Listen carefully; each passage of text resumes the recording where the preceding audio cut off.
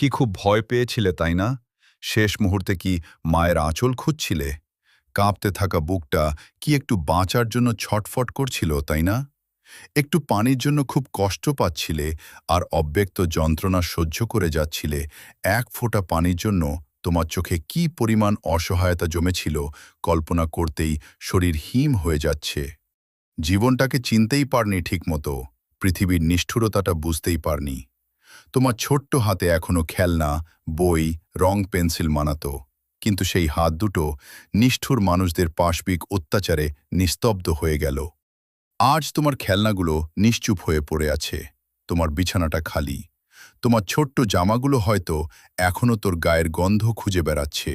আর তোর মা, তিনি হয়তো প্রতিদিন দরজার দিকে তাকিয়ে থাকবেন যদি একবার তুমি দৌড়ে এসে বলো, মা, আমি এসেছি। কিন্তু না, তুমি আর ফিরবে না। এটাই সবচেয়ে নিষ্ঠুর সত্য কথা। আজ তোমার মা হয়তো তোমার জামাটা বুকে জড়িয়ে কাঁদছেন। তোমার বাবা হয়তো নিঃশব্দে চোখে জল ফেলছেন, কারণ সন্তানের লাশ কাঁধে নেওয়ার কষ্ট পৃথিবীর সবচেয়ে ভারী যন্ত্রণা। তোমার খালি ঘর, ছড়িয়ে থাকা খেলনা আর ছোট্ট জুতাগুলো আজ শুধুই কান্নার সাক্ষী। আর তোমার বাবা, তিনি তো তোমার ফোনের অপেক্ষা করবে প্রতিদিন, তোমার ছেলে মানুষই। তোমার অভিমান, বাসায় তোমার হইচই, বেচারা কে কতদিন কাঁদাবে আল্লাহ জানেন।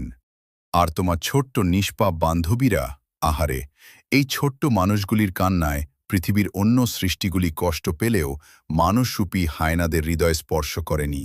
শরিয়াহ আইনের অভাবে তাদের পশুত্ব ধীরে ধীরে তাদেরকে বিকারগ্রস্ত করে তুলছে।